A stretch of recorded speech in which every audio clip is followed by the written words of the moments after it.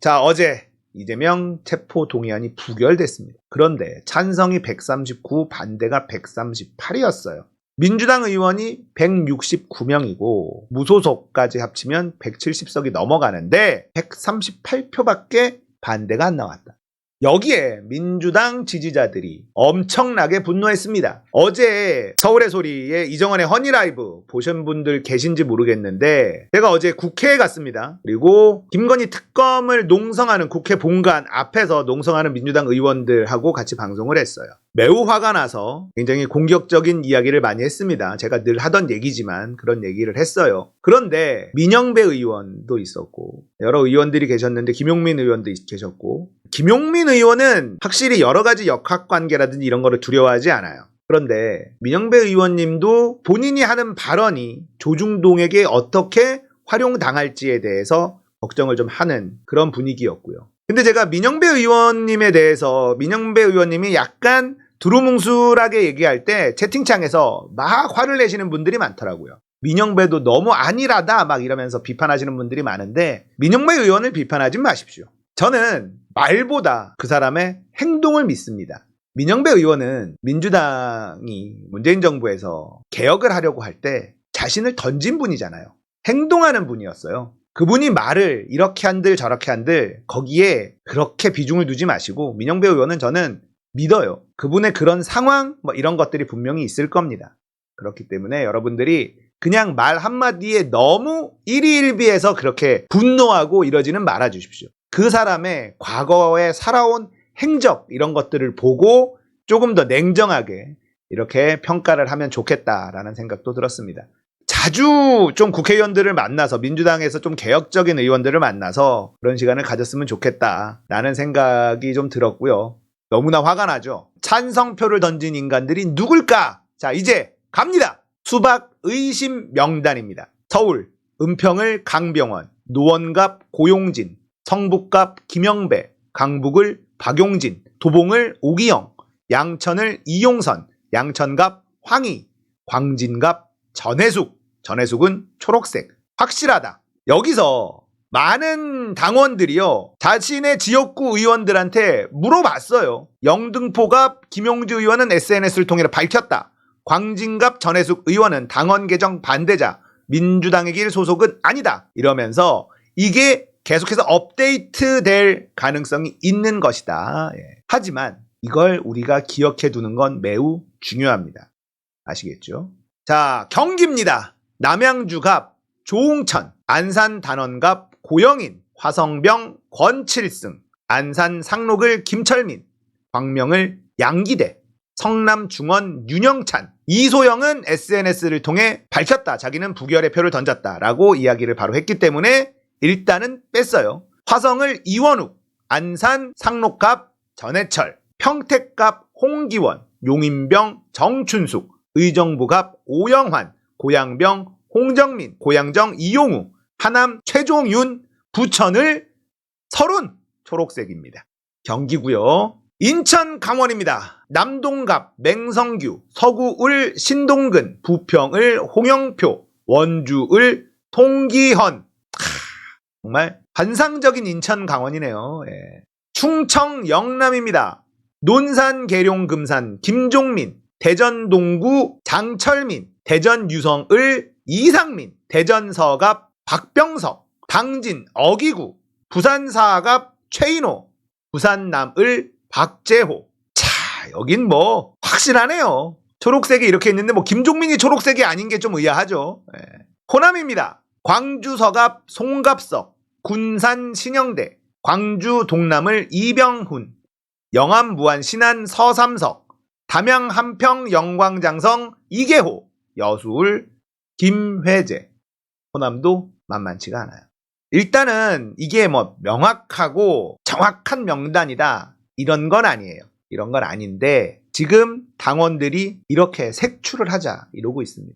이게 과연 민주당을 위해서 도움이 되냐 안 되냐 갑론을박이 있을 수 있어요. 하지만 저는 필요하다라고 생각합니다. 이거 민주당의 국회의원들은 못해요. 제가 어제 국회의원들을 만나서 대화를 좀 나눈 느낌은요. 할 수 있는 게 많지 않다. 국회가 너무나 관행에 찌들어 있고 썩어 있어가지고 변화가 너무 어렵다. 자, 우리가 검찰 개혁하려고 했잖아요. 사법 개혁하려고 했잖아요. 언론 개혁하려고 했잖아요. 택도 없는 소리입니다. 국회가 개혁이 안 돼요. 국회가 너무 썩어 있어요. 너무 느려 터졌습니다. 변화하기가 가장 어려운 곳이 국회입니다. 그런데 국회가 주도해서 개혁을 한다? 아, 너무 큰 욕심이었구나. 제가 그걸 느꼈어요. 어제 김용민 의원하고 민영배 의원하고 또 다른 의원님들 만나서 대화를 나누면서 느낀 게 그거였어요. 국회가 개혁하기가 이렇게 어렵고 이렇게 느려 터졌는데 뭔 수로 검찰을 개혁하며 언론을 개혁하나. 불가능했다. 국회의 시계와 우리의 시계가 너무 다릅니다. 할 수 있는 게 뭐냐? 당원 가입하세요. 저들이 무서워하는 건 유권자들입니다. 당원 가입하고 자신의 지역구 의원들 단속하십시오. 그게 우리가 할 수 있는 가장 강한 힘이고 유일한 방법이다. 자, 이 사진 여기 박재호고 이렇다고 합니다. 뒤에 있는 분들 얘기 들었는데, 뒤에 있는 인간들 김종민, 조응천, 이원욱, 윤영찬 웃고 있어요. 아주 좋습니다. 황교익, 적보다 더 나쁜 놈이 누군 줄 아세요? 자기만 살려고 적이 준 칼을 동지의 등에다 꽂는 자입니다. 동지의 가면을 쓴 내부의 적과 통합을 이루겠다는 생각만큼 어리석은 짓은 없습니다. 내부의 적이 누군지 충분히 알고도 남습니다. 정리하고 가는 게 순리입니다. 더불어민주당 지지자를 혼란스럽게 만드는 게 가장 나쁜 일입니다. 정리하십시오. 이렇게 가야 됩니다. 제가 옛날 기사를 하나 보여드리겠습니다. 자, 지금 이재명이 겪고 있는 게 이재명만 겪은 것이냐? 아니다. 달라진 게 없다. 2016년 5월 시사인의 기사입니다. 문재인의 확장성 막는 친노포비아의 실체. 여기에 문재인을 이재명으로 바꾸면 상황이 똑같다는 걸 알 수 있습니다. 강성 지지자들에 둘러싸여서는 절대 대통령이 될 수 없다. 주류 세력들을 껴안아라. 이런 이야기를 해요. 상황이 똑같습니다. 자, 그러면 우리가 이 2016년도의 기사, 문재인에 대해서 이렇게 비판을 했었던 친노포비아에 휩싸이면 안 된다. 다 껴안아야 된다. 라고 사방팔방에서 이야기했고 똑같죠. 자, 문재인 대통령은 박영선도 껴안았고 이철이도 껴안았고 다 껴안았어요. 김종인도 껴안고 그렇게 대통령이 됐습니다. 문제는 그렇게 대통령이 되고 나니까 결과가 뭡니까? 개혁을 제대로 할 수 없었다는 겁니다. 자, 언론들이 똑같은 프레임으로 이재명을 공격할 거예요. 하지만 이재명이 문재인과 다른 결과를 만들려면 여기에 휘둘려서는 안 된다. 자, 문재인 대통령은 결국은 탕평 이런 거 했잖아. 결과는 뭡니까? 윤석열이 대통령이 되는 결과를 만들어냈다. 그리고 제대로 된 개혁을 성공하지 못했다라는 겁니다. 그러니까 강성 지지자에만 휘둘려서는 안 된다라는 프레임을 계속 만들 거고 그런 여론을 만들 거예요. 하지만 이재명은 이제 그런 여론에 휘둘려서 탕평 같은 거 하면 안 된다는 겁니다.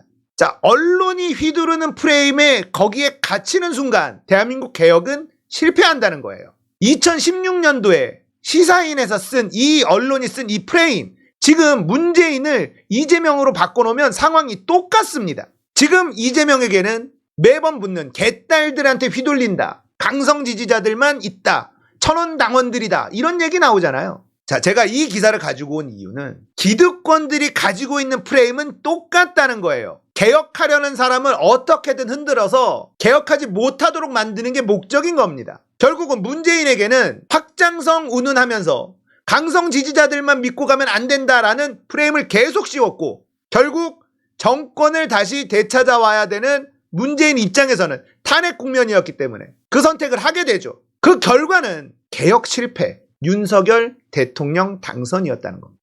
자, 문재인 대통령에 대해서 싫어하는 분들이 있는 거 알아요. 저도 분명히 문재인 대통령의 개혁 실패에 대해서는 비판해요. 하지만 문재인 대통령 5년 동안 민생이 안 좋았냐? 좋았어요. 경제 안 좋았냐? 좋았습니다. 그러나 정치 개혁을 못했죠. 그 결과가 윤석열 대통령이라는 것. 이재명은 정치도 개혁해야만 합니다. 타산지석을 삼아야죠. 문재인의 개혁 실패를 타산지석 삼아서 강성 지지자에 휘둘리면 안 된다. 이딴 소리 절대 못하도록 거기에 휘둘리지 않도록 해야 할 겁니다. 지지자와 싸우는 정치인이 가장 어리석은 사람입니다. 동지에 대한 신뢰와 예의가 우선이라 생각합니다. 이상민이 개딸들 살벌한 문자 어마어마해. 인간에 대한 예의 실종이다. 이렇게 몰고 간다고요. 문재인이 대권 주자이던 시절에 문재인 지지자들을 친노포비아라는 말까지 쓰면서 저들에게 휘둘려서는 대권을 잡을 수 없다. 자, 이런 프레임으로 갔어요. 그리고 결국은 문재인은 대선을 한번 졌잖아요, 박근혜에게. 그렇기 때문에 결국은 이런 프레임이 먹혀들어요. 자, 이재명도 대선에서 한번 졌기 때문에 이 프레임에 똑같이 먹혀 들어갈 수도 있습니다. 그게 좀 걱정이기는 해요. 결국은 강성 지지자들만 가지고는 대선 이길 수 없다. 이 논리가 또 먹힐 수 있다는 거예요. 대선에서 한번 져봤기 때문에. 그래서는 안 된다. 그렇게 대권을 잡으면 결국 개혁에 또 실패하게 된다는 겁니다. 선명하게 가자. 우리가 해야 될 일은 수박들 다 저격하고 당원 가입 더 가열차게 하고요. 그렇게 하는 수밖에 없습니다.